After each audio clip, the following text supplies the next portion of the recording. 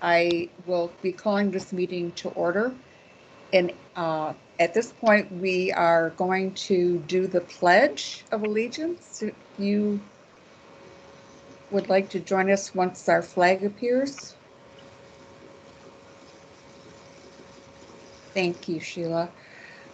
The protocol on this is that in unusual circumstances, we can use a replica of the flag to do the pledge, but the request is that people stand when they do the pledge. So if you are able to and want to join us on this, please, let's begin by saying the pledge. I'm going to turn off so I can stand up. Are we ready? Yep. Okay.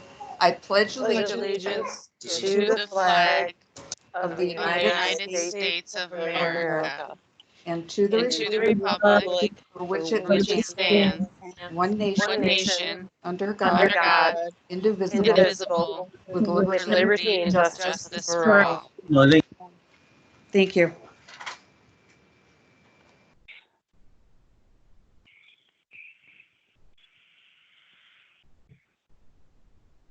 Judy, I muted everybody, so you'll need to unmute yourself. Time for the roll call.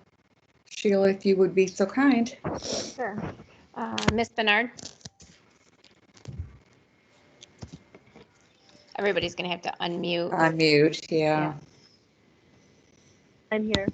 Okay. Mr. Furman? Here. Miss Guadalupe? Dr. Hans? Here. Mr. Kemp? Here. Mr. Landsman?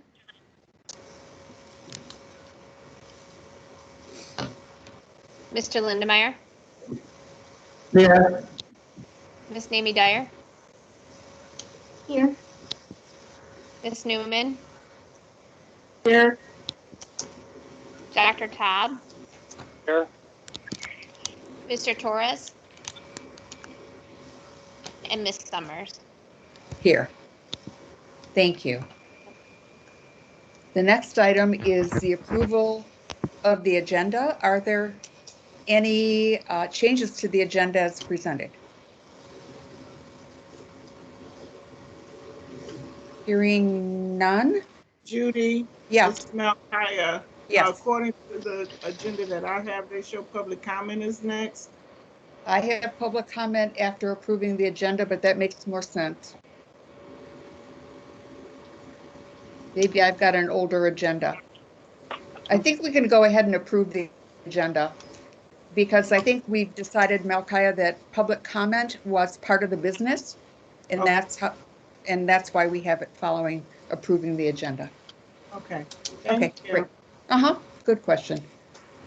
Are there any changes to the agenda? Hearing none, we'll try a voice vote on this. All in favor, please say aye. Aye. Any opposed? Thank you. The agenda is approved as presented. The next item is public comment, and we're going to try something a little bit different today.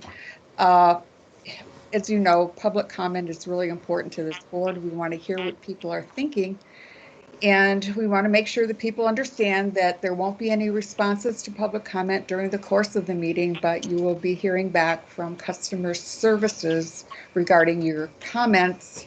And when we get to that point, if you are making oral comments today, we will ask you to please keep it to 5 minutes.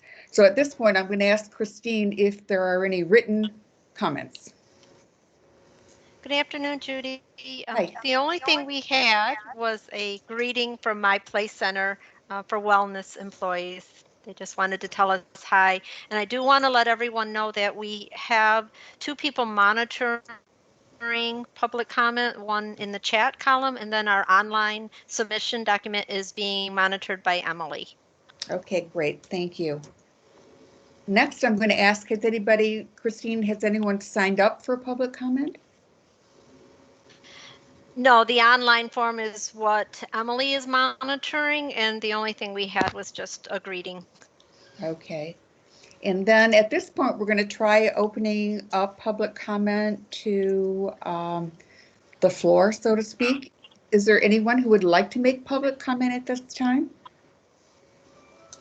If you do, please identify yourself.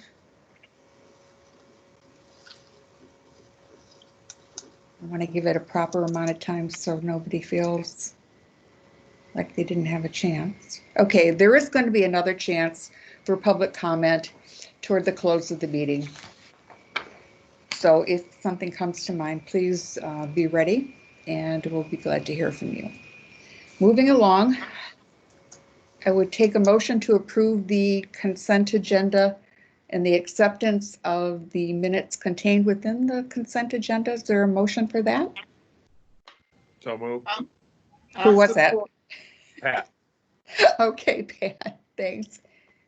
Second? I'll support Malchiah. Okay, thank you. All in favor, please say aye. Aye. Any Aye. opposed? Thank you. Any opposed? Okay, now we'll go on to the first item on our regular agenda, which is the proclamation for May Mental Health Awareness. Suzanne, are you with us? Actually, I'm on again, Judy. Okay. I must, So, okay, yeah, I do think you may have an older agenda. I'm I guessing can, so. I'll have Sheila maybe can email you the newer version. So each month or each year we come to the board, meet with the board in May to talk about May being Mental Health Awareness Month. Traditionally, we talk about Walk a Mile before presenting the proclamation. Walk a Mile, which is an advocacy event that takes place in Lansing. About 2,500 people statewide gather to advocate for the rights of individuals with intellectual or developmental disabilities, mental health challenges, or substance use disorders. That has been moved to September. So I have had conversations with several of our mental health providers to talk about what we could do differently for May this year. And we visited the Mental Health America website. They actually sponsor Mental Health Awareness Month, and they had a very comprehensive toolkit of ways to promote awareness virtually. What we ended up doing was creating a calendar with each day of the month in May a different message or post that we're asking all of our providers and our community at large to share on their personal social media sites as well. And we're also going to send it to all 46 CMHs to ask everybody to be unified in our messaging in promoting awareness and fighting stigma. In regard to Children's Mental Health Awareness Day, which is May 7th, we are going to be asking youth to post their own messages of inspiration on their social media sites. So we're pretty excited. We think we're going to have a lot of involvement across the state, and that we'll get good outcomes and good response, and people will hear the messaging. And with that, I'm going to read the proclamation. I do want to let the board know we also send the proclamation to communities throughout Oakland County. Usually we have staff go and attend the meetings. This year in the letter, we asked that if they're holding virtual meetings, if they want us to attend, that we will attend virtually. If not, if they could post the proclamations on their websites or read them during the meeting. So far, we've heard from Royal Oak, but it's only Royal Oak, but it's a little early for us. Usually most proclamations start to come in about mid-May. Generally, we get between 15 and 20 in the month of May, but they still, we receive them throughout June and July as well. So Mental Health Awareness Month, May 2020. Whereas mental health is important for our individual well-being and vitality, as well as that of our families, communities, and businesses. And whereas at least 8.4 million Americans provide care to an adult with an emotional or mental illness. And whereas 17% of youth 16 to 17 years experience a mental health disorder that, if untreated, could lead to school failure, physical illness, substance use, jail, and even suicide. And whereas May 7th has been designated as the National Children's Mental Health Awareness Day, and whereas 1 in 8 of all visits to U.S. emergency departments are related to mental health and substance use disorders, And whereas mental illness is a biologically based brain disorder that cannot be overcome through willpower and is not related to a defect in a person's character or intelligence. And whereas mental health recovery is a journey of healing and transformation, enabling people with a mental illness to live in a community of his or her choice while striving to achieve his or her full potential. And whereas mental health recovery not only benefits individuals with mental health disorders by focusing on their abilities to live, work, learn, and fully participate and contribute to our society, but also enriches the culture of our community life. And whereas the Oakland Community Health Network and its service provider agencies are committed to inspiring hope, empowering people, and strengthening communities. Now therefore be it resolved, the Oakland Community Health Network hereby recognizes May 2020 as Mental Health Month. OCHN calls upon our citizens, government agencies, public and private institutions, businesses, and schools to recommit our state to increasing awareness and understanding of mental illness and the need for appropriate and accessible services for all people with mental illnesses to promote recovery. And this is does require board action for approval. Thank you, Christine. Are there any questions regarding the proclamation? Hearing none, is there a motion to approve the board's support of this proclamation? Guadalupe will move to support. Thank you. Steve Top, second. Thank you.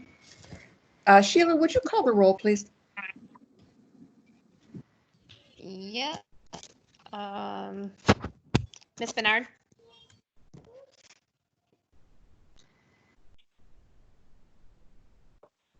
I think we have to unmute again. Mr. Furman? Yes. Ms. Guadalupe? Yes. Dr. Hans? Yes. Mr. Kemp? Yes. Mr. Landsman? Ms. Newman? Yes. Ms. Namie Dyer? Yes. Dr. Taub?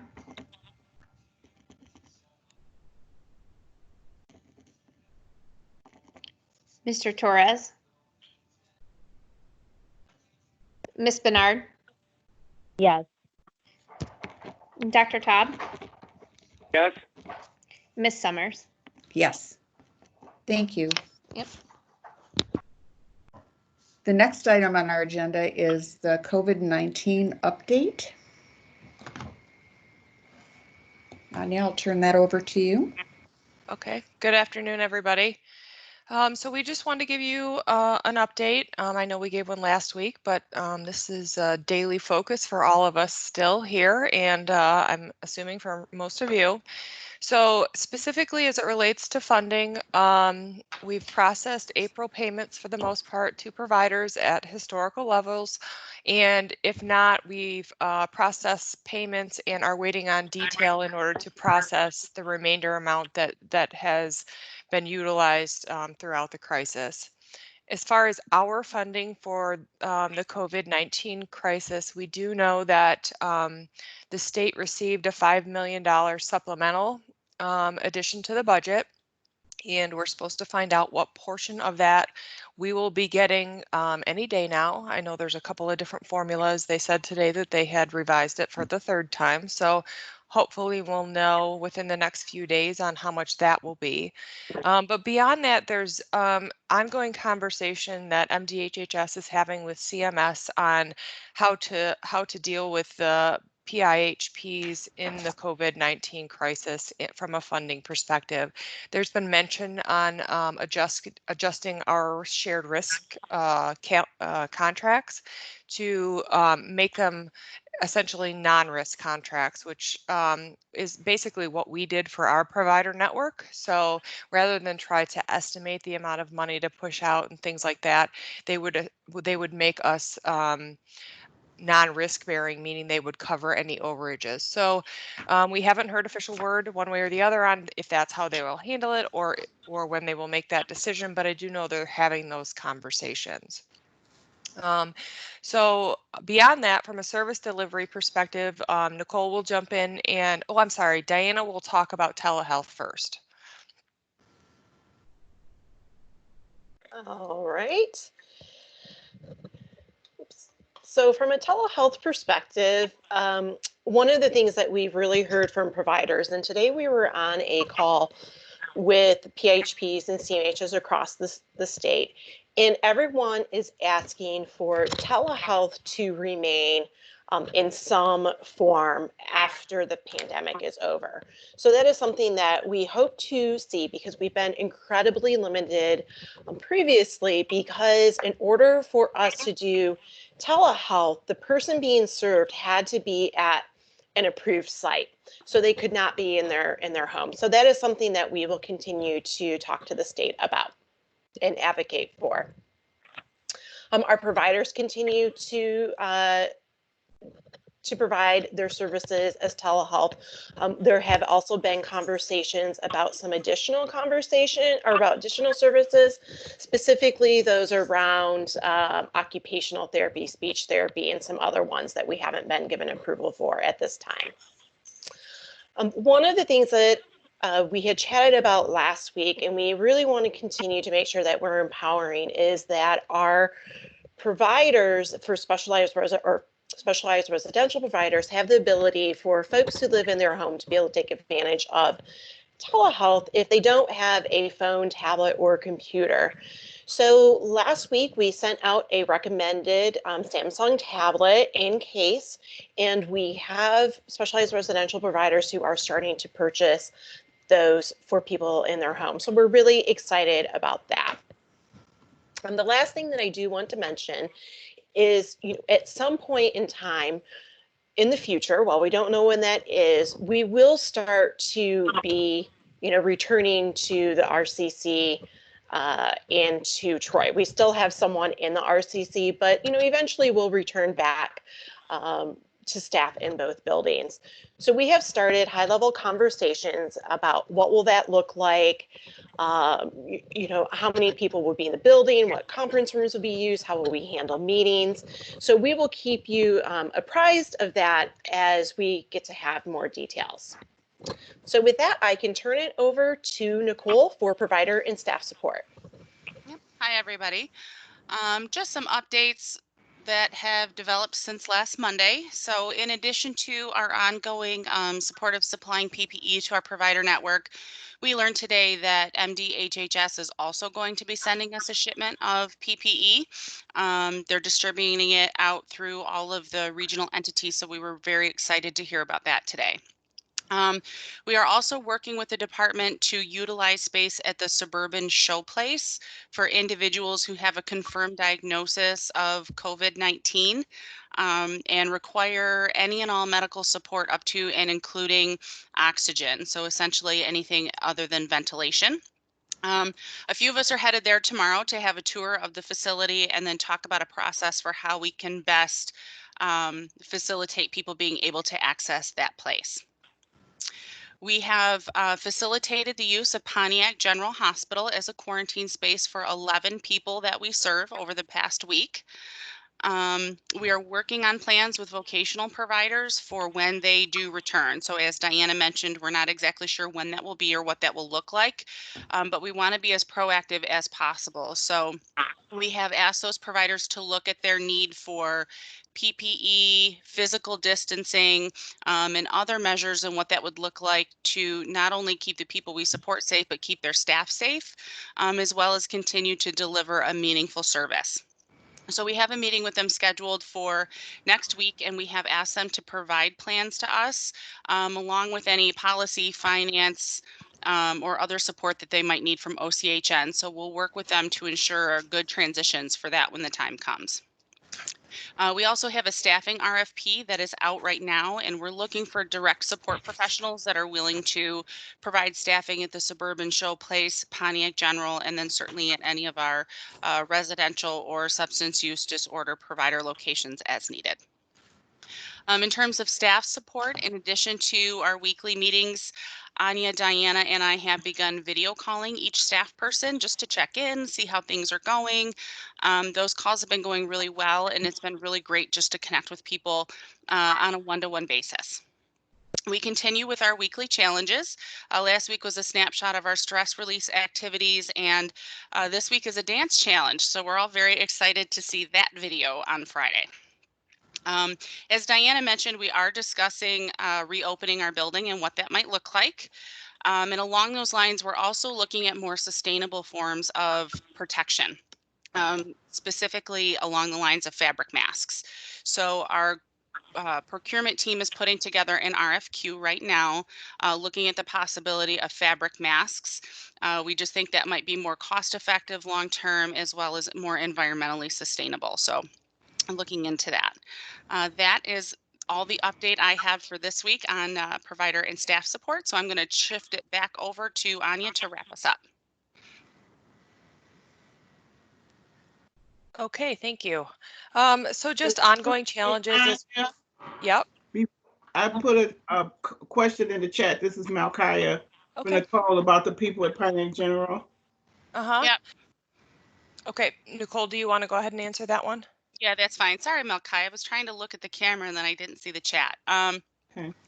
Yes, is provided that they are able. People are obviously, if they're there, they have a confirmed diagnosis. So if their level of wellness allows them to participate, it would be our expectation. And to that, we have purchased 3 tablets specific to people who have to use Pontiac General or the Suburban Showplace to promote telehealth for those folks too. Just a follow-up question to that, Nicole. How are we monitoring service provision for those individuals? Well, they've been there less than a week. So what we would typically do is do a quick reach out and check in with the direct service provider and see how things are going.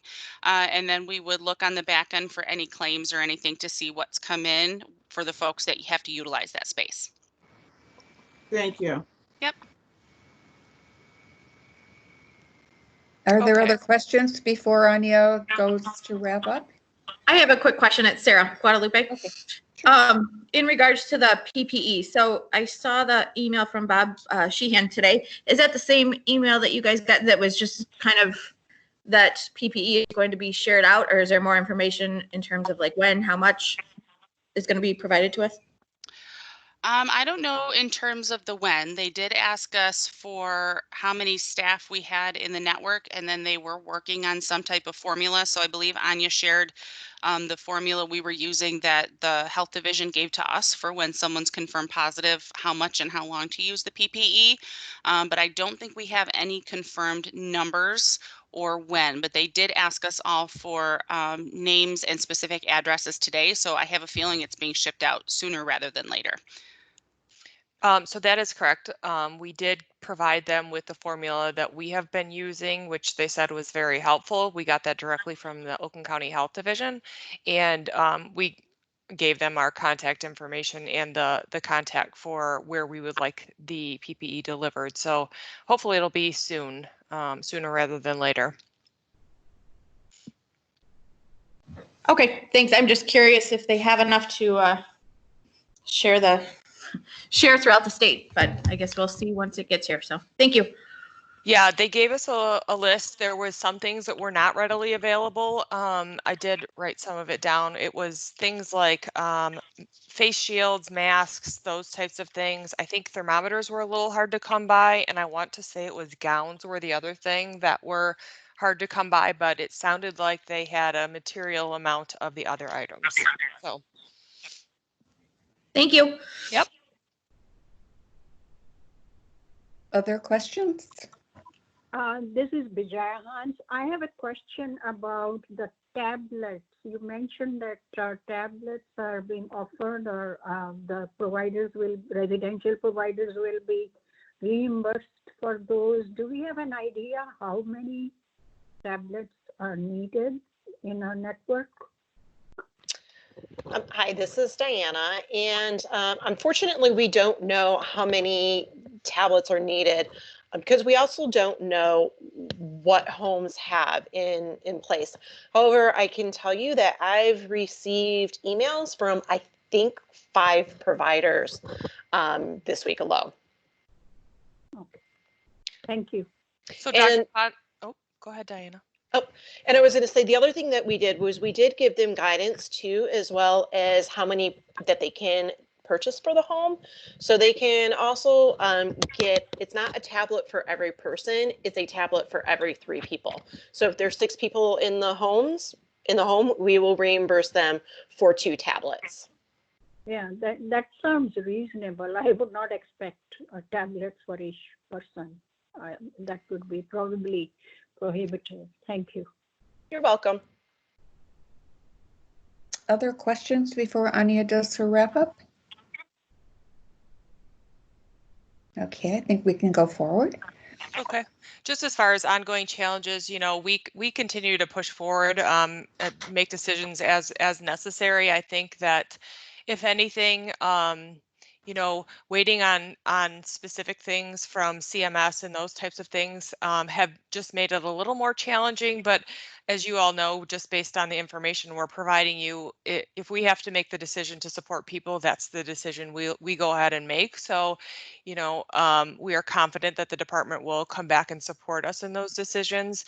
And they've definitely given us a lot of feedback that they appreciate the approach we're taking, and all of the things we are doing during this process. So I think it's just been a little challenging at this point to continue to not have some of that stuff, but like I said, it's not stopping us. It just certainly would help move things even faster. Other than that, I think we've got processes in place at this point. Hopefully staffing shortages don't get any worse, and we're able to continue to support those staff within the hotels and things like that if and when they need it. And we continue to move through this and hopefully get on the other side of it sooner rather than later. Thank you. Are there any questions before we move on to the next item? I have one, Judy. It's Malkia. Okay. Anya, I received a press release yesterday that SAMHSA gave the MDC, Department of Health and Human Services, a grant, additional money to subsidize the high COVID areas in the state, and we were not on the list to receive that. Were you aware of that? Has there been any, and if you were, has there been any conversation with the state why we were left out since our numbers are so high? So they did mention that they received those 2 grants, and I believe one was for crisis debriefing and the other one was for adjustment and service delivery, but they did not talk about how and when those would be distributed or any of the detail behind them, just that they were awarded them. That actually came up today. I don't remember anything specific about how that money was to be utilized. I don't know if Nicole or Diana, you guys remember from that call this morning at all about how they were utilizing that. They did not mention it that I can recall. No, my best, based on my notes that I'm pulling up, is that they were just in the earliest discussions at the department level about how they wanted to roll that out and distribute those funds. So Melkia, I would say that I don't think we know yet what they're doing with those, that funding. So we will certainly keep that on our agenda to be asking those questions as to what the plan is for those and keep you guys informed. With the press release that I saw, they named 5 different CMHs that are going to be receiving that money, and Detroit Wayne is one of them, which is why I was questioning that. So I did not see that press release and was totally unaware that anyone had been named. So that's news to me. I sent it to Christine. I can resend it to you. Okay, sure. Thank you. Other questions? Oops. We do have one. I'm sorry, there is one also in the chat. So I don't know how we want to handle that. I don't know if that has to wait for public comment. I guess it. Yes, Yeah. technically it would. Okay. Yep, Sorry about that. That's okay. I am keeping track of that, so I do have that one. Thanks, Diane. Okay, if we have no further questions, we'll move on to Edna giving us a CEO search update. Edna, please. Yes, thank you. Hello, everyone. I am prepared to give you an update on our CEO search. As many of you are aware, last month we did have an initial round of interviews on site for the CEO search. The Hunter Group and their representative, Blair Miller, was able to arrange for those presentations and for the interviews to be held at our location.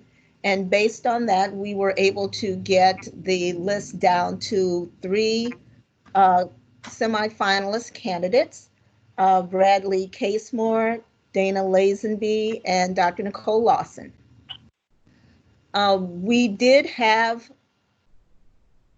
an effort to have the semifinalists come into the office to do another round of interviews before the search committee. However, because of all of the COVID-19 related priorities that you heard about earlier, we had to postpone that second round. We have been looking at methods to conduct the next round of interviews in a virtual fashion, and in discussion with Blair Miller of the Hunter Group, she has told me that she is now prepared to work with the board search committee to conduct the next round. She said she would be available as of early May.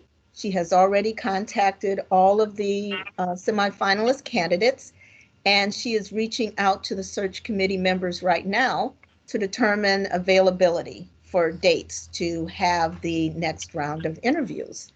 So that is where we are now. And as soon as we have those dates identified, we will reach out and make sure that we have all of the appropriate postings up so that people will be aware when those interviews will be conducted. So that's all I have on that report right now. Are there questions for Edna regarding the search? It's Sarah. I do. Edna, did she say whether the platform she's using, I mean, it will be available for public to join in? Yes, she did not identify the platform specifically. We will certainly let her know about our, team's availability. I don't know if she has a different platform, but I will reach out and ask her specifically what platform does she plan on using. She is aware, because that is something that we point out, very frequently, about the ability to have the public be able to be involved. Okay, I just want to make sure she remembers that. I'm sure she does, but I want to make sure that the public have the ability to join in and see it as well. Thank Absolutely. Mm-hmm. Can I answer any other questions? Yes, this is Vijaya Hans. Will it be possible to share the resume of these 3 semifinalists at some point?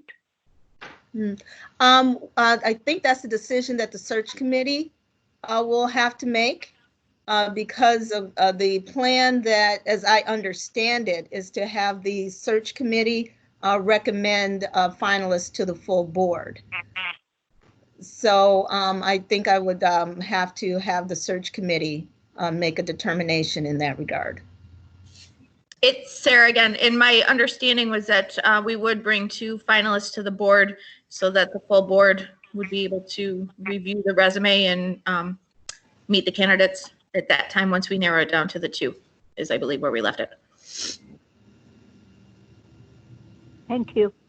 Mm-hmm. Are there other questions from the board regarding the search or the process?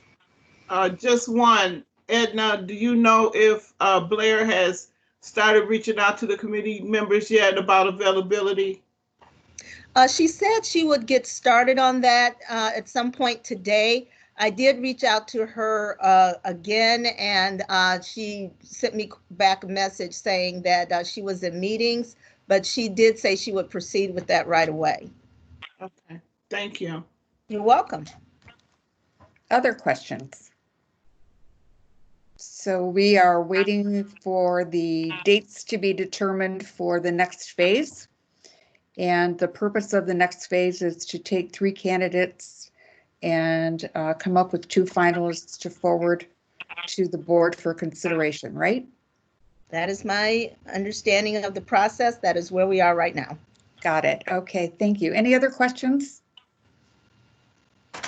Okay, Edna, it looks like you still have the floor if you'd like to go on to the benefits update. Okay, I will take the virtual floor. Okay, what I'm doing today as far as our employee benefits is providing an update to the board so that you can know what our experience has been.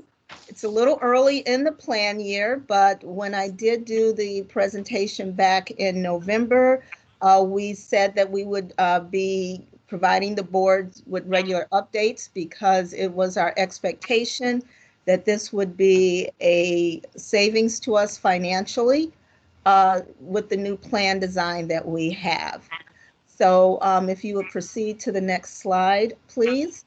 By way of reminder, and for those members who were not part of the board back in November when we did the presentation, we did transition from a plan design where we had one Blue Cross Community Blue PPO plan that we had for all of our employees.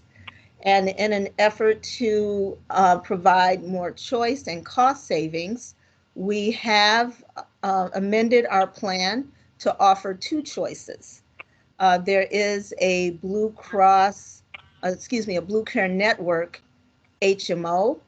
And with that particular plan, there's a more defined network of providers. There are some higher office visit copays, but the trade-off is that there's a lower employee premium. With our PPO plan that we have, there's a more expanded network. There's still a higher office visit copay for the employees this year. It also comes with higher employee premiums, and the higher premium is due to the more expanded network. So that was the main feature of the changes to our plan design for the 2020 plan year. Next slide, please. We triggered these changes because we wanted to experience a lower cost for our medical plan services. So what we did was pass along a higher cost share to the employees, and we were expecting to experience savings of approximately $351,000, and that was based on the projections that were presented to us when we worked with our benefit plan specialists. And this was on the assumption that we'd see about half the employees go with the HMO and about half of the employees elect to stay with the PPO plan. And we were excited because these plan changes would still allow us to remain within the budget that was approved for the 2019-2020 fiscal year. So if we could look at the next slide. When we were done with open enrollment, we had projected that we'd see about half the enrollees select Blue Care Network and half go with the Simply Blue PPO. And that is not what occurred. We found that we only had 25 of our employees select the Blue Care Network plan. The overwhelming majority of our employees chose to remain with the PPO plan. Next slide, please. So what we did was we looked at the fiscal year expense and what has happened through February of 2020, because that was the most recent data that we have. So we were still waiting for the March data to be released. So what we discovered was that there was a higher adoption of individuals to the PPO plan. We did experience a higher number of enrollment of spouse and dependents in the PPO plan versus the HMO plan. We also had an increase in the number of covered employees in our plan over the previous time of February of 2019. So in February of 2019, we had 163 employees who were covered. And in February of 2020, we had 174 employees who are covered in that plan. We do have some unknowns at this point because we do not know what the impact of the COVID-19 pandemic will have on our expenses. And that's pretty universal throughout the region. We still have to wait to see what that data looks like. And we will continue to provide periodic updates throughout the year as we said we would. Can we look at the next slide? So when we look at what our budget is compared to what our actual experience has been, so far we are still in a favorable position as we look at the actual expense. So far when we look at all of the line items in our projections, in our budget versus our actual expense, we're still almost $57,000 of total savings experienced. Again, this is very early data. This only reflects the experience through February of 2020. We frequently see quite a few higher expenses in the earlier part of the year, and we'll have to wait to see what the experience looks like as a result of as a result of COVID-19. So that's data we are still expecting to get. So that's my summary report right now. Again, it's pretty early in the year. So at this point, I'd be happy to take any questions that you had. Are there questions for Edna? I have a question. Yes. This is Eric. You said that the employees are paying a higher cost for their health insurance. Is that right? Yes. Mm-hmm. Can you tell me how what the range is of what their increased costs are? Did you say what are the ranges of the increased cost? Yeah. I mean, do you have a dollar figure or a percentage of how much it increased for the employees? Yes, I can get that information for you. It was included in the report that we put out back when I did the original presentation. Certainly, I recognize that you weren't on the board at that time, but I don't want to misquote. So just give me one moment, and I will pull up the data.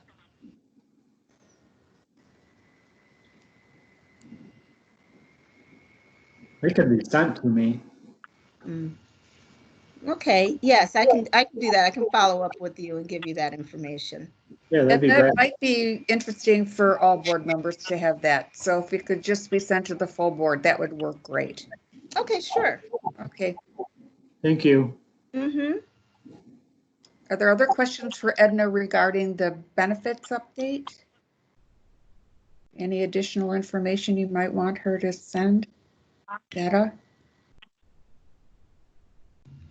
Well, Edna, it looks like maybe you have answered most of the questions, and we'll wait to see that follow-up data you're going to share with us. Yeah, so just to make sure I understand, you guys wanted to get understanding of what the employees were paying before the new cost and what the employee cost share is now. And I'll be happy to pull that up. I believe that was one or two of the slides in the previous presentation. I'll make sure you get that. Okay, thank you. Eric, is that what you were looking for? Fantastic. I appreciate it. Okay, Oh, yeah, good. Thanks so much. You're welcome. Any other questions for Edna before we move on? Thank you, Edna. Thank you. The next item is the February and January financial review. Okay, so the board was given both January financials and February financials because we did not have a meeting in March. And so I'll talk you through the charts for the February financials. So revenue you can see for March is below what it's been for the prior months, and that's specifically related to retro eligibility.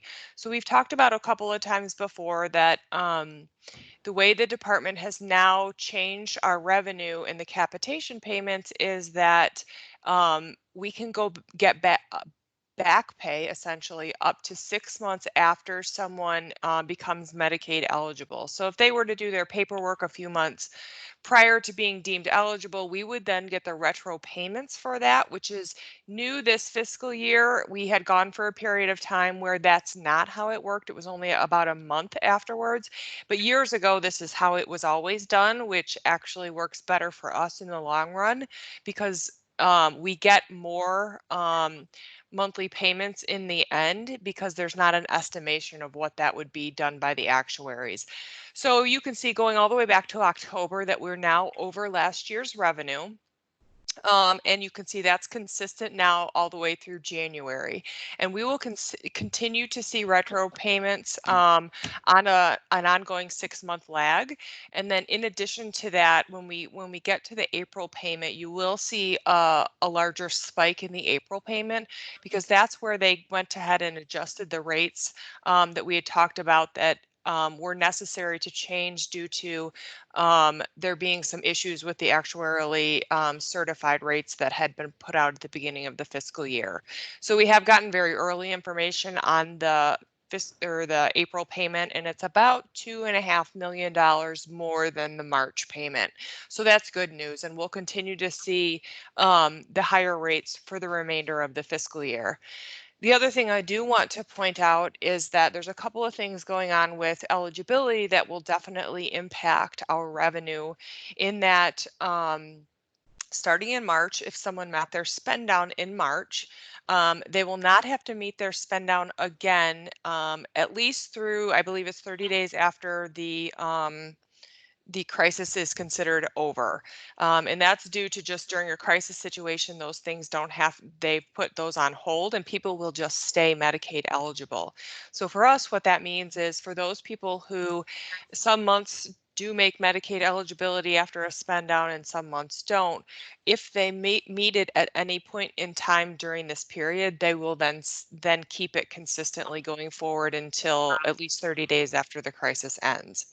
In addition to that, no one can fall off Medicaid right now. So if someone's eligibility redetermination was due for their annual reassessment, that is being extended and does not have to be reprocessed during this time period, and they will stay Medicaid eligible. On top of that, as we all know, based on how the economy is doing, has a very material impact on the number of people we see as Medicaid eligible.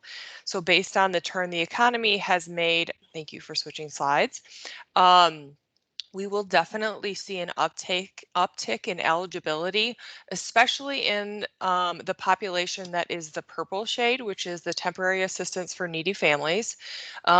Anything that's the red shaded funding, that's DAB, which is disabled, aged, and blind. So that takes a little more process time and things like that, and takes a little more work to get that establishment of that designation. So I'm not sure we'll see a ton of that uptick, but we might see it uptick a little bit because people who are or were on Healthy Michigan, if they are coming to their due date, may have already started to process the paperwork for full Medicaid and then therefore become DAB eligible. So I do expect to see an uptick in all of these eligibility numbers based on the current economy and what we expect over the next several months. So you'll see likely an uptick in eligibility, which will result in an uptick in revenue in the months going forward, on top of the increase in revenue based on the rate adjustment. So I want to pause there for just a second and ask if you have any questions related to Medicaid revenue or eligibility before we move on. I have a question, Ms. Hans. Okay. You had probably mentioned in the past as well, the HSW eligibles. That doesn't, I mean, the number is so small probably that it doesn't show up on the chart, but could you give us the rough number or ballpark number as to how many are the HSW eligibles? So HSW, which is HAB service waiver, and that one we have roughly 800 and around 50 people that we should be paid for every month. So we have a total of, I believe it's 880 or 85 slots is what they call it.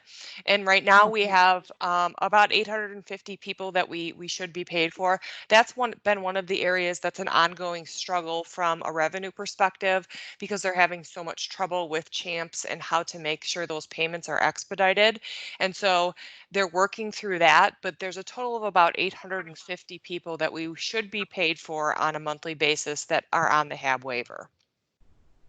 Thank you. Other Anya? questions? It's Adam Furman. Hi, Adam. You mentioned that people wouldn't have to meet their spend down as long as the crisis was deemed to be in effect. By what metric will that be determined? So my understanding is once someone meets their spend down starting in March, you will not have to meet your spend down again. So that Medicaid will be you will be considered Medicaid eligible from that point forward until at least 30 days after the crisis ends. That's directly from MDHHS. And how are they determining the crisis ending? So I believe the governor is the person who determines when the crisis officially ends. That's my understanding. Okay. So it's at least 30 days after that. It could be longer. I just don't remember off the top of my head. The shortest time period I've heard is 30 days, sometimes as long as 60, and then some have been talking to the end of the fiscal year. Okay, thank you. Mm-hmm. Other questions? Yes, it's Jonathan, and I apologize for being late. It's as soon as I could get on. Anya, you mentioned that you were predicting an uptick in the number of eligibles. Mm-hmm. What is the logic? What's the logic behind that? Is that what you said? Yes, logic, your reasoning, etc. Yep. So based on how we're funded, it's Medicaid eligibles, and how the economy is performing has a direct impact on the number of people who are eligible for Medicaid. And so typically what we see is when the economy is doing really well, we see a downtick in eligibles with Medicaid because people are employed and people have health insurance and coverages through their employers. But when they don't, we tend to see an uptick in Healthy Michigan, Medicaid, and those types of coverages. Okay, but isn't there also a lag economically where one becomes eligible for Medicaid because they have to be unemployed and have a lower amount of household income over time? So you do, except for Healthy Michigan, you can become presumptive eligible for Healthy Michigan just based on some very quick questions and things like that. So we'll see that uptick first likely, or temporary assistance for needy families, because that's really intended to be a short-term eligibility, whereas something like the disabled, aged, and blind takes a lot longer to have processed and collect paperwork for. Okay, thank you. Yep. Other questions? I think not. Okay, so we can move on to the next one. Okay, so this looks at, this is the cash and other revenue year over year. So again, the downside of doing this in a year that we materially changed how we are collecting data and how we're reporting data in our general ledger is that sometimes it doesn't necessarily compare accurately just because of things like how we are grouping things. So you'll see that in some of these categories that the year over year will to some degree be because of how we're grouping them differently. So cash and investments, however, because we're just coming out of our second deficit year, now in our our year out of a deficit, you will see that compared to last year, we had more cash and investments. And that's really just because it was a planful use of reserves. So we would expect to see that from year over year in this particular chart. Receivables is really just a timing issue. It's when we look at something like this, it typically is from the balance sheet, and the balance sheet is just a snapshot in time.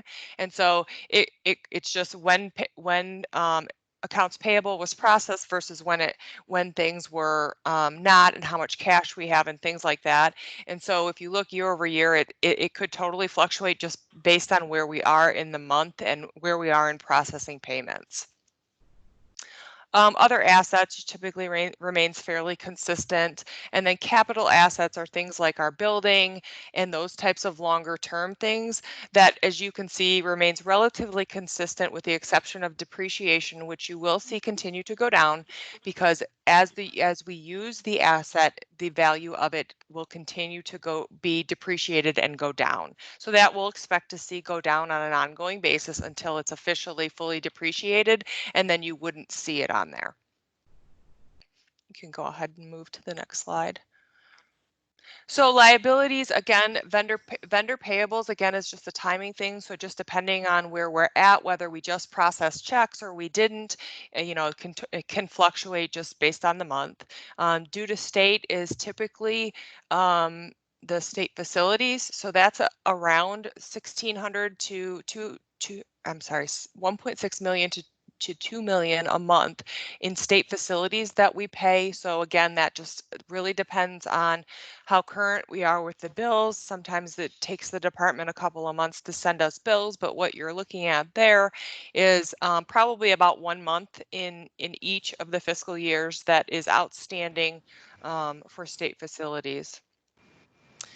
Employee payables, you can see, is fairly consistent with the prior year. I'm actually have to go back and do a little research on what employee payables is, just to be sure what that one is. That's a new category that I don't remember seeing prior to this.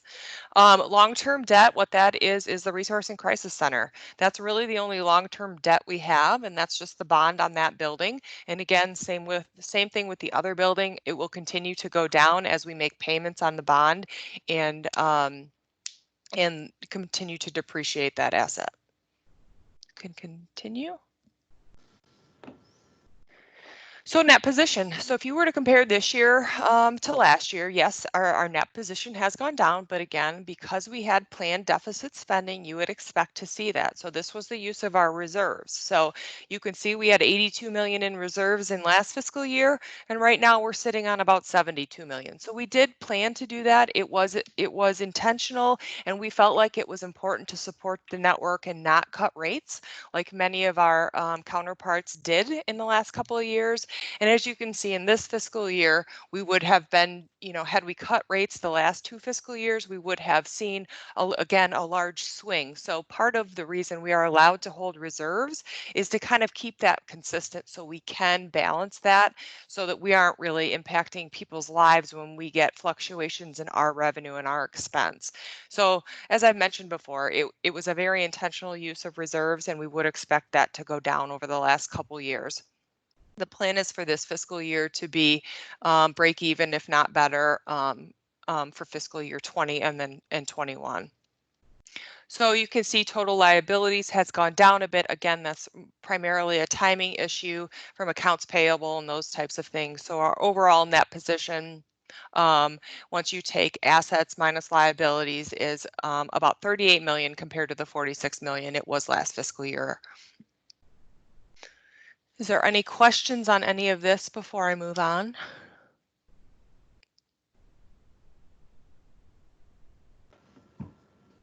Okay.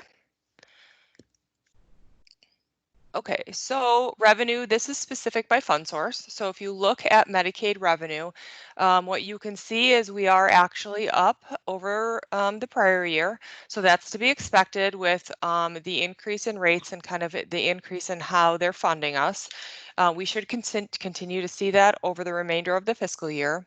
What you can see is state general fund is a little bit lower, not much. I think that was the difference between last year and this year was, off the top of my head, I'm of course blanking on what it's called. It was categorical funding off the top of my head is what that was that's different. Or it was a COFR, one of the two. I can't quite remember right now. But what we should see is once we know the amount of that $5 million that we will be getting, that's where it will hit is general fund. So we will see an increase to general fund once we know the amount of the $5 million appropriation, our proportion of that. What you can see with county funds, that is consistent with what it's been since we became an authority. That has not changed. It's about $9.6 million in total for the fiscal year. So you can see year to date, we're at about $4 million.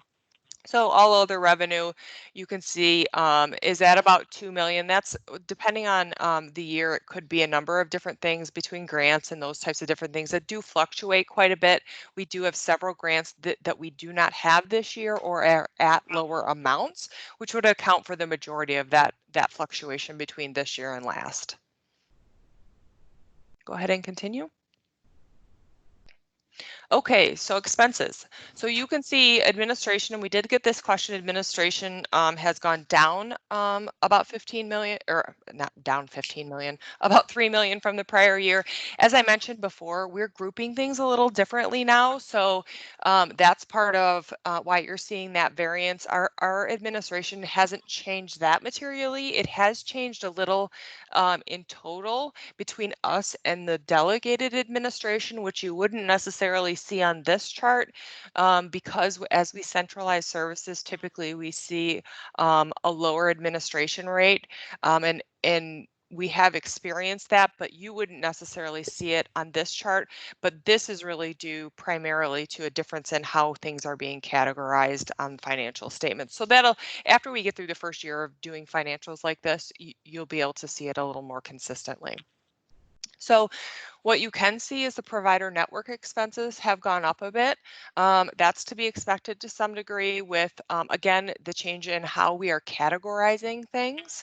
And in some of our expenses have gone up related to direct care wage increases that were only partial year last year and our full year this year and things like that. So if you were to think about last fiscal year, I believe in April there was an increase to direct care wage. And so you wouldn't necessarily be seeing that in year to date through January of last year. But this fiscal year, it is in place and it is in place for the full year. So you're seeing a difference partially related to that and partially just related to that grouping thing that I mentioned. You can see some grants. The grants between this year and last are roughly the same, not materially different. And then all other expenses are roughly the same as well. Go ahead and move on. Okay, so net income, total revenue, we're at about 133 million compared to last year's 130 million. Total expenses are up slightly, again, primarily going to be due to direct care wage and the increase we saw in hospitalizations over the last year.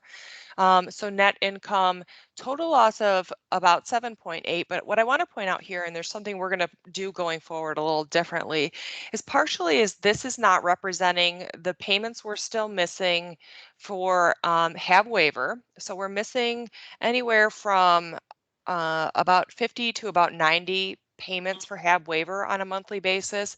So I think we're going to go back to accruing that just so it gives you a better representation of the current expected funding. And the other thing this doesn't show you yet, because we're not into April yet, is it doesn't show you the catch-up payment that we got notified of for April. So as I mentioned before, we did get wind of that, and we do know it's about $2.5 million.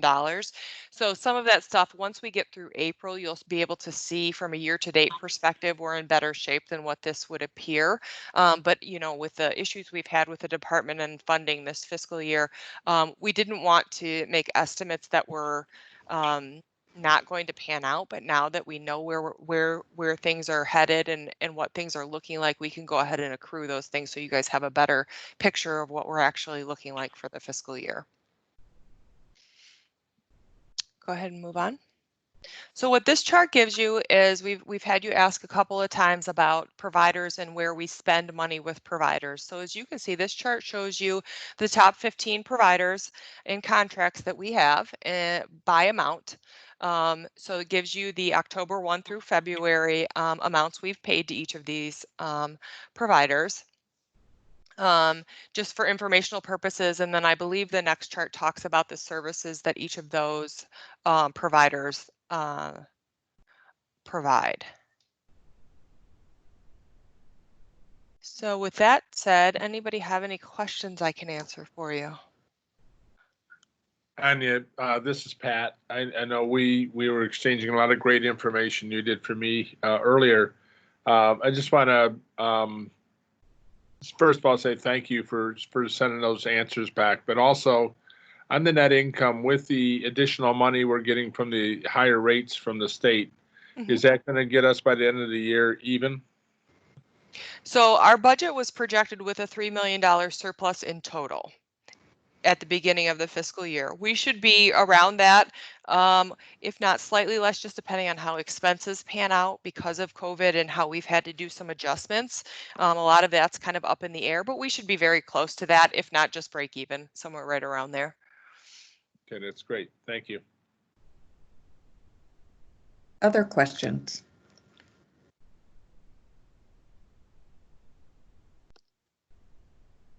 I'm not hearing anything.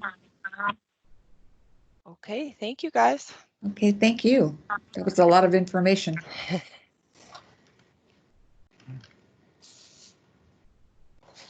I think the visuals are really coming along and helping enormously.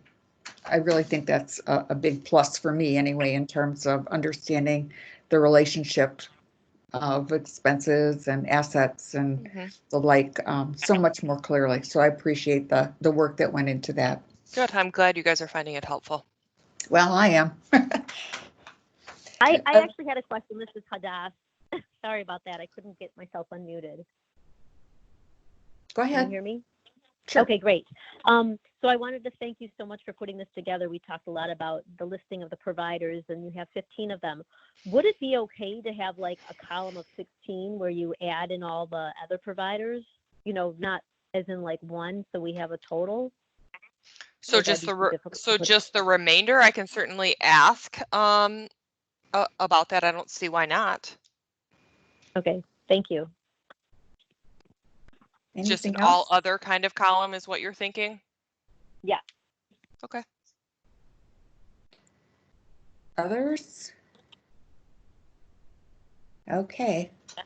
Moving on, we're going to talk about standing committees. And as you know, we need to select chairs and a vice chair for each of our standing committees. And I think that I just want to highlight why I'm emphasizing a vice chair. As you know, with the transition between appointments on our board, we had some absences, and ironically, the two members who were not present for a number of our meetings were the chairs of our standing committees. If we had had a vice chair, I think our transition would have been a little bit more manageable. So I do want people to think seriously about making sure we have a vice chair for each standing committee. What I'd like to do is I'm going to suggest that if you are interested, we'll go by committee. We'll start with business operations. And if you are interested in being chair of that committee, I would ask you to let us know. And if more than one person is interested in that position, I think if we knew why you were interested, that would be really helpful in helping your committee decide. Business operations committee members will decide the chairperson and vice chair for their committee. Same will be true for policy management. So looking at business operations, is there anyone who would like to express their interest in being chair of business operations? Well, I'd actually like to nominate Pat Kemp. So Pat, are you interested? Yeah, I would do it if you guys think I should. Well, I don't know if everyone else knows your background in accounting. You might want to explain that. Yeah, I was in accounting for about 9 years before I transitioned into other roles within General Motors at the time, and then I was in a variety of different positions throughout my career, 33-year career there. After that, I went into a couple different nonprofits that I think probably people have read my bio, probably have seen. Autism Speaks and Autism Alliance, Michigan. And then I was the COO of a small company called Mobility, I want to say Mobility Ventures. Yeah, it is. And it's where we built the MB1, which I think Adam's very familiar with the MB1. It was a wheelchair accessible vehicle built on a standard platform. So I'm very familiar with the business ops side of businesses. I'd be willing to take a look at it from this perspective of the OCHN if you guys, would be okay with that. Thank you, Pat, for being willing. Are there any other people who you would like to place as a possible, or is there agreement that Mr. Kemp would be a fine choice?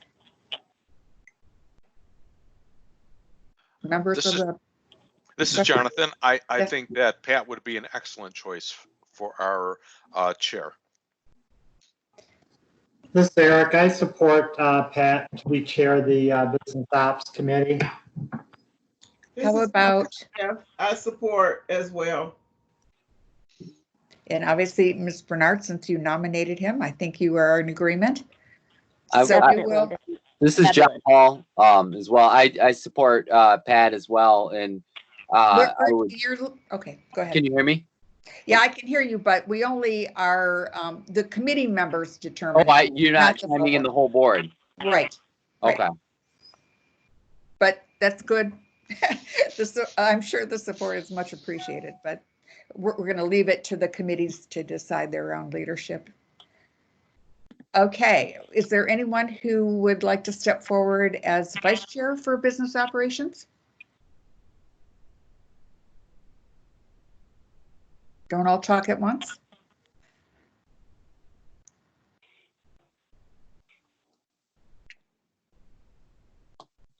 It might be helpful since Jonathan and Melchiah have been here longer than the other three of us on the committee. Maybe if one of them would be the vice chair, just because of their historical background, with the organization. I don't know if that makes sense. I don't know if Jonathan or Melchiah, you'd be interested in doing that or not, but. Let me just intercede here before we go further. I think that your thinking is spot on, but I don't want to, since it could be that the vice chair would become chair. That's a remote possibility, but a possibility nonetheless. I don't want to skew the membership on our board committees, where those would be separate participants. Board officers are already on the like the CEO eval committee and the executive committee. So I think if someone who was not already a board officer was interested, I think that might serve us better, even though they both be excellent. It's nothing to do with qualifications. Actually, this is Jonathan. I think that for what we do as a business ops organization, being a vice chair for that would be to step in and fill the meeting if we needed a chair in that role. And both Melchiah and I do carry that history of the history of the organization.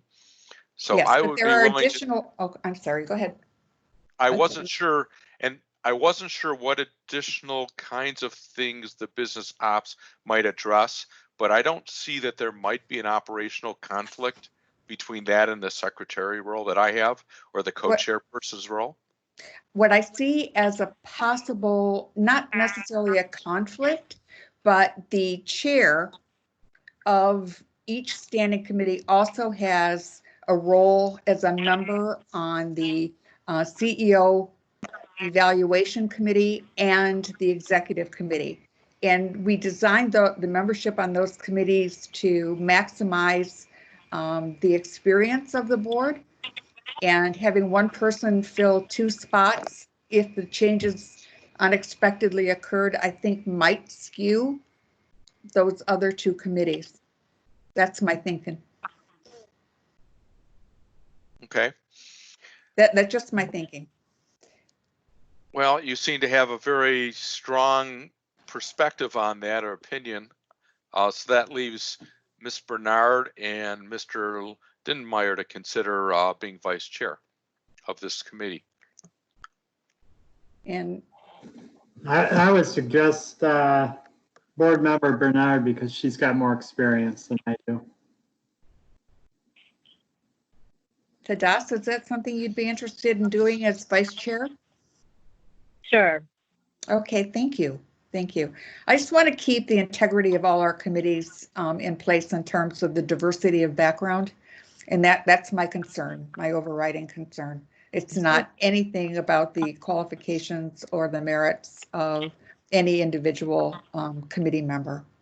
Judy? Yes. It's Malkia. I just wanted to chime in on that conversation. Having been a person who filled a vice role on a committee and became a chair, I understand why it's so important to have more than one person available, because you don't know what the future holds. Sometimes these openings come up abruptly and it's unplanned. So it's better to have more bodies to pull from as opposed to less bodies, if that's helpful, because this happened to me. So I just know that it's being vice might not seem like a big deal, but it can become a big deal. Okay, thank you. Thank you. So if there is committee member agreement for Mr. Kemp and Ms. Bernard to serve as chair and vice chair, I think we'll go on to policy management. When we're all done with this determination, the board will vote to affirm these selections. So for now, we don't need to take a vote. We'll do it for both committees at the same time if that works for you. In policy management, is there anyone who would express interest in being chair of that committee? It's Sarah Guadalupe. I would be interested. Thank you, Sarah. Is there anyone else who has interest?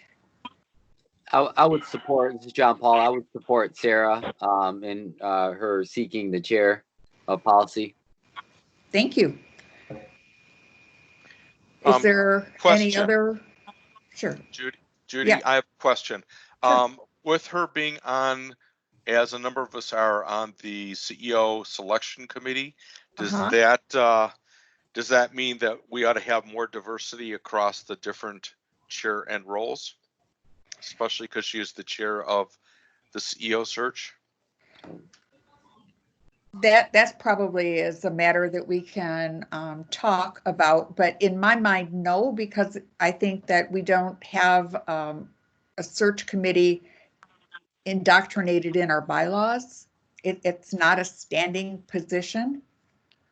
Another time with another search would be perhaps another, God forbid, another search, but God. if Let's finish this one first. Yes, exactly right. Exactly All right. right. I just didn't want to, I wanted to raise that, not because I do think that Sarah would do a great job. I just don't want us to be in conflict with one of your constructs. My principles, yes, okay. I appreciate that, Jonathan. But I think that, as I mentioned, that since it's not a fixed search committee, it's not a fixed committee, I would say that maybe under different circumstances, we would make a different decision regarding the search committee rather than the standing committee. That's kind of my thinking. Not hard and fast on that. I'm open to other thoughts. This is Vijaya, and I hope that the search will be over in the next couple of months and we will have a CEO. in place. So hopefully we won't be searching for another one in the near, at least in the foreseeable future. From your lips to God's ears, but yes, I agree with you. Is there anyone else who has any interest, or is there a committee agreement that Sarah would be a good choice for chair? I'm open to your comments. I think she will be a fine choice with her background and knowledge. Okay, thank you. This is Adam. I also support Sarah's pursuit of the policy chair. Thank you, Adam. Any other comments from the other members of policy?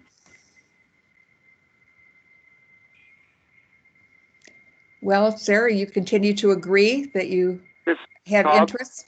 Yes? I support Sarah also. Okay, thank you.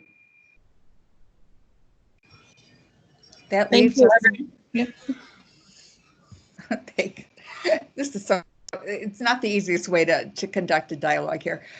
So I believe there is committee agreement that Sarah Guadalupe would be the chair of policy management. Same discussion as for business ops. Is there someone who's interested in being vice chair? It's an important role. I'm not hearing anything. Any interest? Dr. Taub, it's Sarah. Are you interested? Since I'm looking at the. Yeah, no, I'm not interested, Sarah. No. Thank you, though.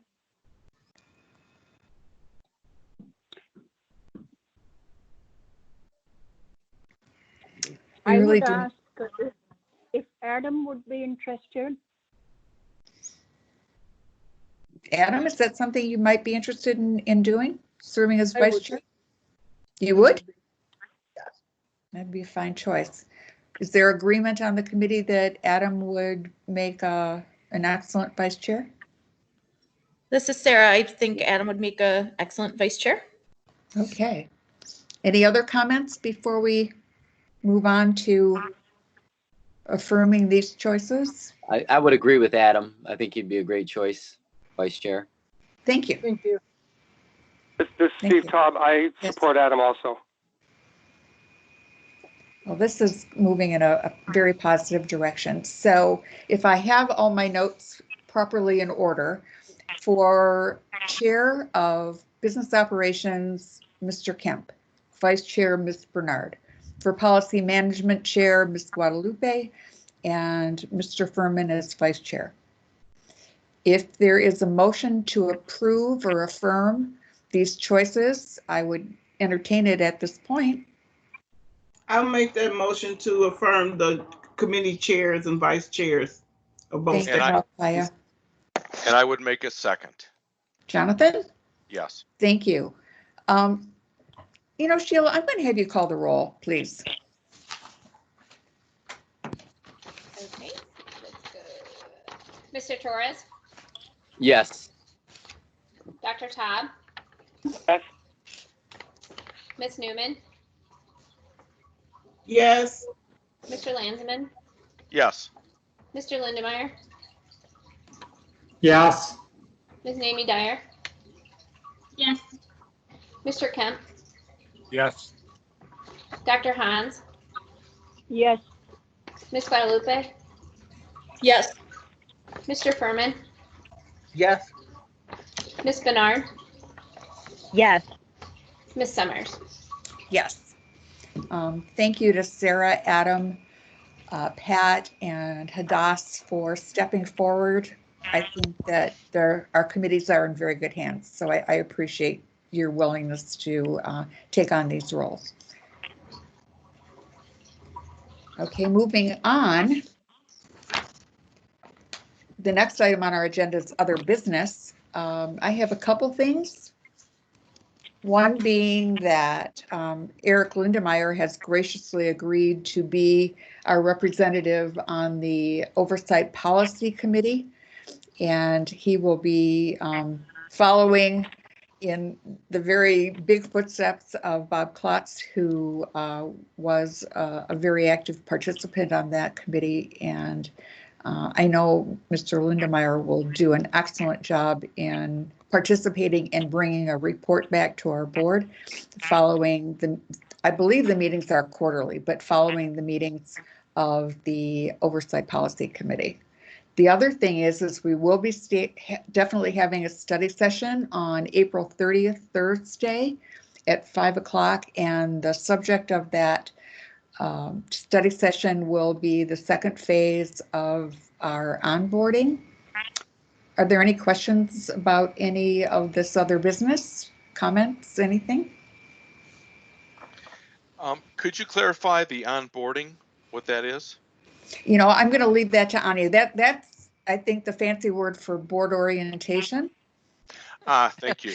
Yeah, it is. It's the fancy word for orientation. I do think that it's great information for everyone. I think you guys have heard me give that speech before, just with new board members, and even to refresh board members who have been around for a long time. Our organization has changed over the years, and I definitely think it's good for everybody to come if they're able, just to hear kind of from the different areas and kind of what their responsibilities are. And then our plan will be to go more in depth with each area. This will just be an overview so as to not overwhelm anybody, hopefully. Did that answer your question, Jonathan? More than enough. Okay. The reason I was bringing that up was I wasn't sure if that was legal speak for our bylaws and constitution and those things. No, Okay. for the time being, I think that this is the kind of presentation that is a little bit more navigable through this virtual format. So hopefully we can get back to our bylaws and our policies when we can be in the same space and do a little bit better, have a better conversation that's a little bit more immediate. So I think that for now, this is a good next step and an important step in terms of information.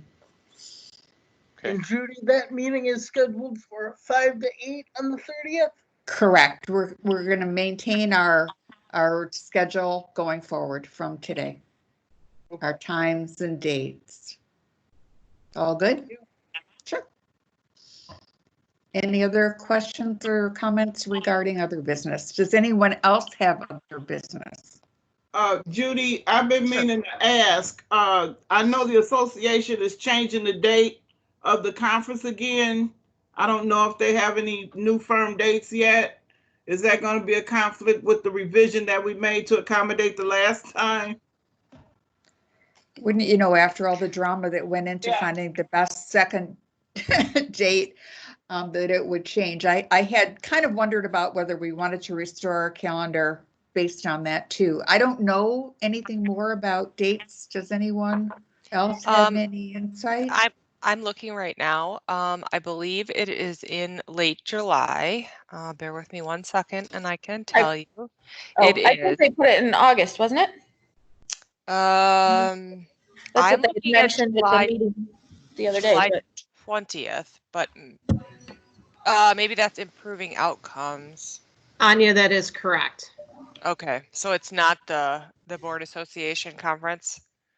They said that in our executive committee meeting maybe a week or two ago, they said that it was going to be in August sometime and that Chris Ward was working on finalizing the date in August. Okay, thank you. And I believe they said this, that one will be in Traverse City as well. Yeah, they were keeping the same location and they were going to have one in August, and then they were still keeping the October date as well. My goodness. It's going to be conference overload. Yes. Judy, Yes? I would Sure. make the suggestion, perhaps even the motion, that we restore our normal board meeting date, since or the study, whichever one that was in conflict, since it's no longer in Committee of conflict. the whole, wasn't it? It was a It committee was of the whole. It was a committee of the whole, and it was June is the month. It went back to June 1st. Okay. Right. from the following Monday, from the 9th? Yes. Okay. Yep. Okay, then I would love to see that restored, just if that's doable. The pleasure of the rest of the board. I would entertain some discussion on that right now, because that would give us proper time to post any changes. Does anyone else have any feelings about the pros or cons of putting our June calendar back as it was when we first approved it? This is Sarah, and I'm fine putting it back to where we first had it. And I think internally that might work a little bit better too. Are there any other comments regarding that change? I've got I no problem. support it as well as Malkia. That's what Okay. one reason why I brought it up. Okay. No, I'm glad you did. That's good. Judy, just to clarify, that Yes. would be moving the meeting from June 1st back to June 8th. Is that correct? That's right. I said the 9th, but it's the 8th. 1 and 7 is the 8th, right? Does that work for you, Adam? Putting Yes. it back to the 8th? Okay. Yeah. Is there any other discussion or comments on that? I'd be willing to put that to a vote if there was a motion to restore our calendar to its original state, moving June 1st back to June 8th for the committee of the whole. I'll make Go ahead, Malkai. Go ahead, Jonathan. I'll second. All right, I will make the motion to move our June 1st committee of the whole meeting to its normal June 8th meeting. I Thank you. support. I think I'll just go on a voice vote. All in favor, please say aye. Aye. Aye. Any opposed? Aye. Is there anyone opposed to that change? Okay, we'll consider that the restoration of the original calendar. And Sheila, you can post that for us on our website so that everybody knows that we've pushed it back to the 8th. Does that work? Yep, that works. Awesome. Thank you. Any other questions, comments regarding other business? Yes, this is Jonathan. In arriving late, I found it a little challenging in Boardables to find the link for this meeting. I don't know why. And maybe it was just me. Perhaps it could be part of the agenda document where the hot link is there. I don't know, but I just wanted to bring that up. I was looking all over for it and I finally had to just hand type it in from my cell phone. Okay, that's good to know. I think Sheila did send out a link to all of us just as regular email. Am I right about that? Yeah, you are. Okay. And I will include it in Boardable. for Okay, that's future. great. I think if we can cover it both ways for the time being, I think we'd Yep. be in our Yeah. best state. Yeah, Okay. it's just So- I'm starting to get trained to go to Boardable for everything. So Yeah, I know. Good. Well, So- and it works really well. So yes, but Yeah, I so- think going forward, we'll put it in both places just to make sure that whatever your preference is, that you can find your link. Okay. right, or perhaps in that calendar entry that it actually has the entry. Okay. Yes. Yeah, this is John Paul. I would support Yes. that as well. Just in light of all the use of technology these days with Zoom meetings and these team meetings and stuff. I often find myself like looking around for the link, to get to the meeting. So if we could have it, Boardable seems a real good central area to go to get stuff. So that I had the same thing, the same situation where I was kind of fumbling around trying to find the link. So thank you. Good feedback. Thank you. I'm sure that Sheila has some great ideas about how to best do that. So we'll wait and defer to her wisdom on this, but Boardable, definitely make that link more prominent. And then I still think the email also for some of us. Any other comments? I just want to make sure everybody has access. We don't want anybody to miss a meeting on a technical issue. So other business, further discussion. It's Sarah. I just have a quick question. I know in the past there was discussion regarding potential fundraising efforts. And I'm just wondering if we can get an update on that in the near future, just as I see other organizations posting, information on social media, trying to solicit donations. Is it something that we can potentially look at in the future for, items that are needed during this COVID-19 pandemic or technology or things like that? So if Okay. it's something we could revisit in the future. I think we do need a clear determination on our ability to fundraise and how that needs to happen. So maybe we can call that a future agenda item. Would that work? That would be great. Thank you. Okay, sure. Again, other comments, questions, discussion regarding other business? All right, then we'll move on to the director's report. Anya? Okay, thank you.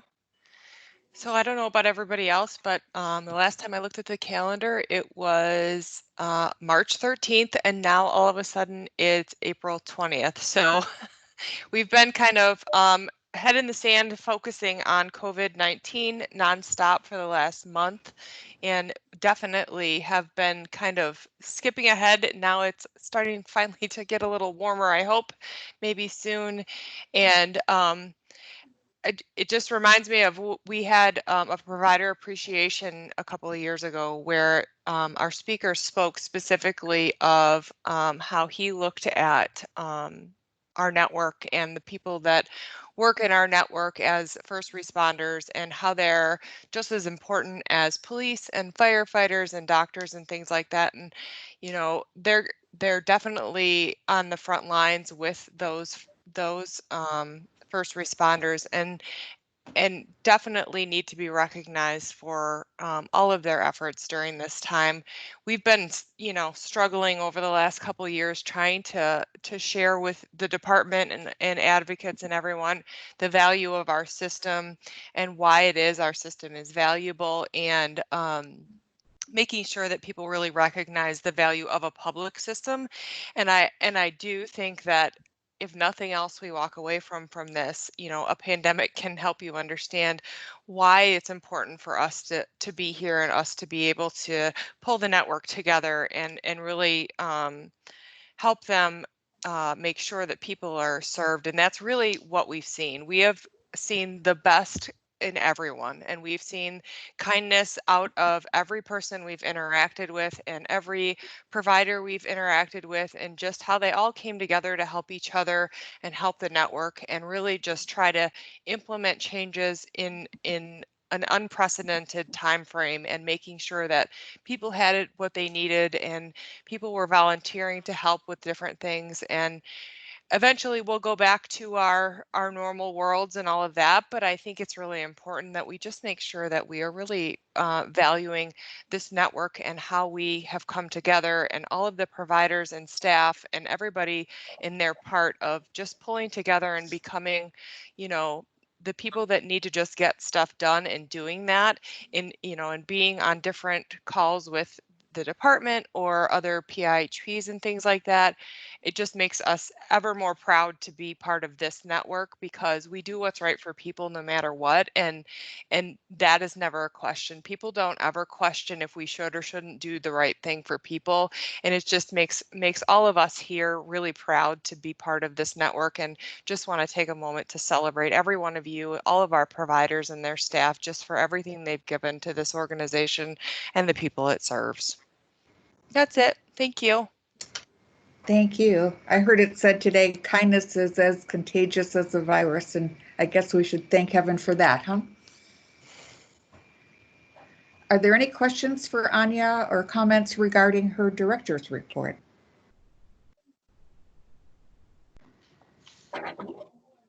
Anya, I thought that you said that so eloquently, and we thank you so much. And it's really, you've done a tremendous job, and just thank you too for all your kind words. Oh, thank you. Other questions or comments for Anya? Thank you, Anya. It is the brighter side of human nature that we've seen, and it's so restorative in a lot of ways. So thanks for reminding us. The next item on our agenda are the committee reports. I don't know if the Rights Advisory Committee has met, Jonathan? We have not met since we've had these the governor's order. So this is 2 months we've not met. Okay, thank you. We'll look forward to the reports when things resume. Malchias, is the same true for CAC? And Citizens well, the Advisory? CAC, I'm sorry, Judy, I didn't mean to cut you off, but the CAC did institute a phone conference last week that I was not able to call into. But I did want to thank Mike Daly, the liaison, the OCHN liaison, as well as Lois Shulman, the chair, for being sensitive to the needs of the committee and wanted to make sure that people were able to connect. So I don't have a report other than they did have a phone conference, first one, and I need to get with Mike to find out how that went. But I know that they were discussing the how to access the stimulus funds. Since so many people are on SSI, SSDI, they were given information on how to access those funds, even though they may or may not have filed for tax returns. So that was the main focus of that meeting. Thank you. I'm sure that was an important connection for everybody to make. And Yeah. good information was shared also. That's great. Are there any questions for Elkaya regarding what she reported occurred at the Citizens Advisory Committee? I'm going to assume we have no Oversight Policy Committee report, correct?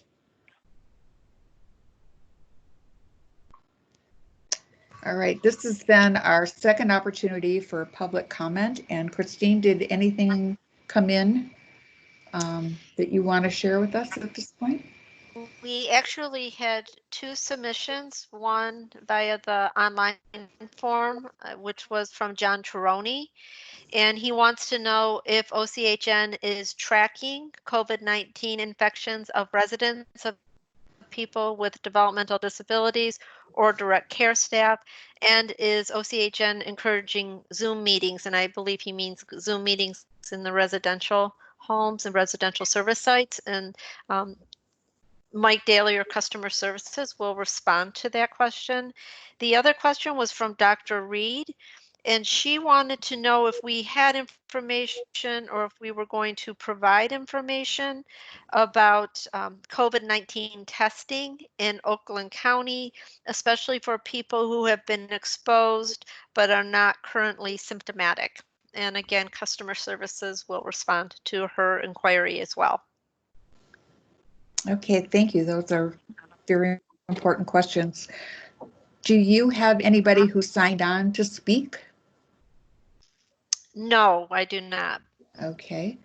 Is there anyone who's with us that would like to speak at this time?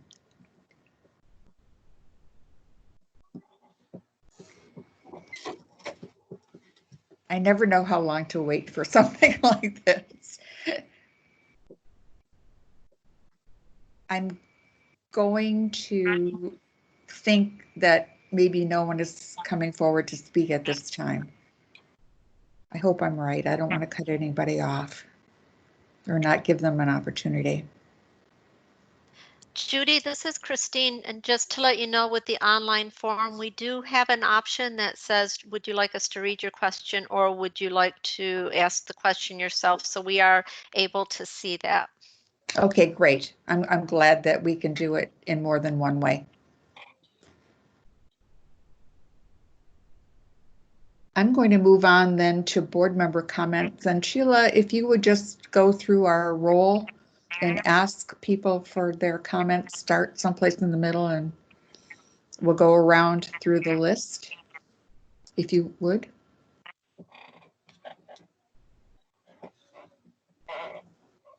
Sure. Guadalupe.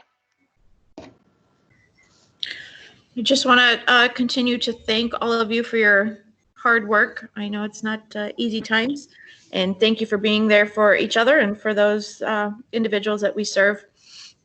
And I continue to appreciate the visual financial reports. I think it's much easier for me to understand than in the past. So thank you, Anya, for putting that together. I appreciate it.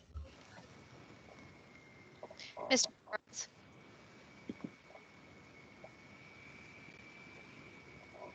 I'm sorry, I couldn't hear. What did you say? Who did you call on? Mr. Torres, but you can go ahead and ask since your mic is there. Oh, sorry. Oh, no, I just want everybody to continue to stay healthy and safe, and thank you for this meeting. I thought it went very well. Mr. Torres. I just also want to thank everybody for their adjustments to this new way of life in conducting business with the virtual meetings and all these kinds of things. I think we're making the best out of the situation that we can, and we're still moving forward and making progress. Also wanted to mention or just kind of revisit, the idea of people staying safe in this situation, and with us being a community health network.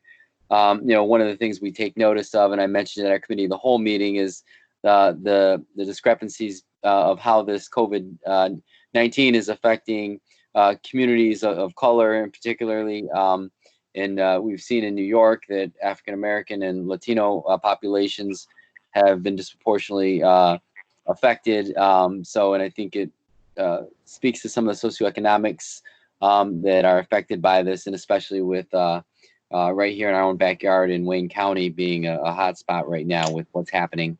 But just continue, everybody, to do the work that you're doing. And thank you, Anya, for the work that you're doing right now with helping us as a board stay connected, and Christine and everybody, the whole team, and helping the people that we serve.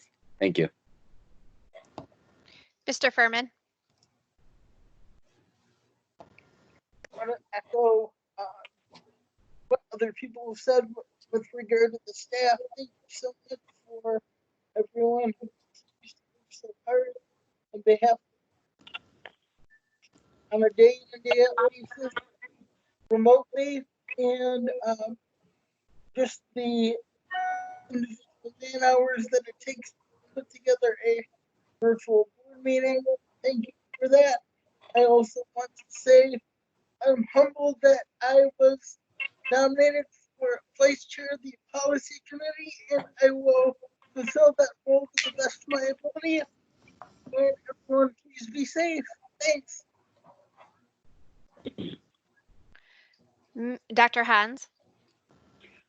Yeah, I wanted to thank all the OCHN staff, leadership, and the whole network for the work that they are doing. I hear from families and others that how difficult it is, but what a tremendous job everybody is doing. I have one suggestion. In general, but particularly at this time, a lot of people are feeling a sense of isolation, especially people in specialized residential situations. And I would suggest that if technology can be made available to them in any way, even a small tablet will be very helpful, especially for those families whose family member migrates down south during the winter, and we don't know when they will be returning. So that is something that I'm hearing from people, and I wanted to mention that to you. Thank you. Mr. Kemp. Yeah, I'm going to echo what a lot of other folks said about the great work that OCHN is doing right now. I'm very proud to be on this board right now because of what you're doing every day. I think the more you can let your team know that, Anya, Nicole, and so forth, of the support that they have from us, I think would be a good thing. And keep up the good work, and let's stay safe. Let's stay safe. Mr. Lindemeyer. I just want to thank everybody for all the hard work they've been doing during this crisis. I really appreciate it. It's awesome how everybody's been coming together. There are two things that I was interested in learning about. The on the telehealth, potentially changing the telehealth rules. If there's an opportunity for us to, I don't know if that's a state or a federal law, an opportunity to lobby on changing that that rule, I'd be happy to do it. And also, when it comes to potential increase funding because of the effects of COVID-19, I'd be happy to do anything to lobby if there's federal bills that are going to provide more assistance to the state. I know that if our senators and our congressional representatives don't hear from us, they don't know that there's a problem to correct. So I'd be more than happy to lobby on any of those issues. Thank you. Mr. Landsman? Thank you. You know, I think about this situation that we all are living in with COVID-19 every day, and the toll it's taking on those that we know and to those that we don't know. And it reminds me of our efforts in advocacy. You know, how we always say, you know, it's, you do it, I know it's hard, it gets tiring, it gets fatigued, but you have to energize, you have to go out there and you have to keep, you know, keep telling your story, keep getting out there and helping. The COVID situation is very similar to that in that it is hard. It is hard to be energized. It is hard to be vigilant. It is hard to think about those that are either living with it, trying to recover, or those that are providing services, and those that are in the trenches supporting those folks that we serve, to help them with their daily needs and their weekly needs. So I would just say I thank everyone, and stay energized, stay vigilant. It's tough, but we will get through this. So thank you. Ms. Newman? Thank you, everybody. Everybody, staff, board, provider network, advocates, everybody. I have really been encouraged, even though this is a difficult time and a dark time.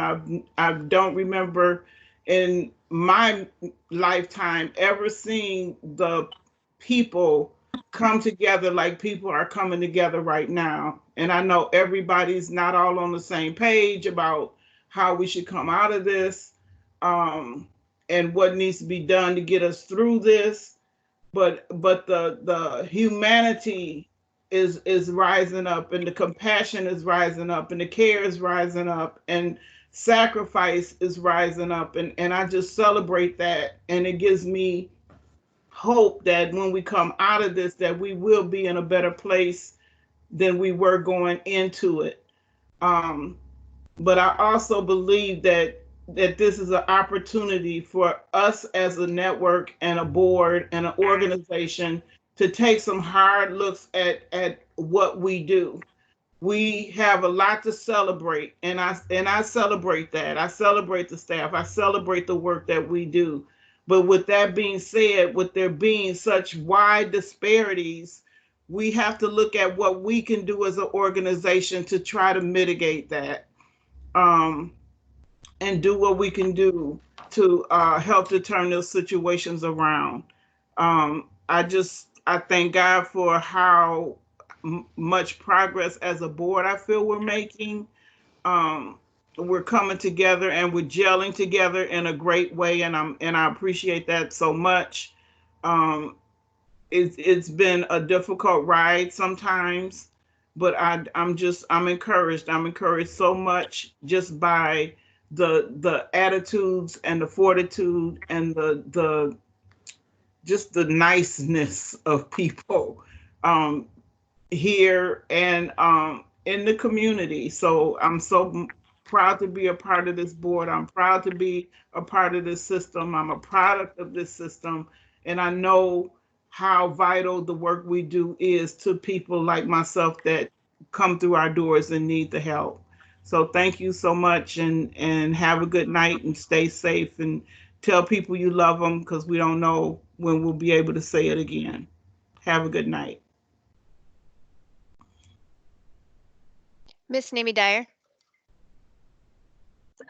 It probably seems a little redundant and repetitive, but it really can't be stated enough that we appreciate how much everyone at OCHN is doing to continue to serve its members safely. And I also want to say that I appreciate all the work being put into continuing our meetings, especially as a newer member and experiencing all of these meetings pretty much for the first time in this format, but to have some semblance of normalcy throughout all of this. So thank you for all of that, and I hope everyone continues to stay safe. Dr. Taub. Hi. By the time you get to me, everybody's already said everything, but you can't say it enough times.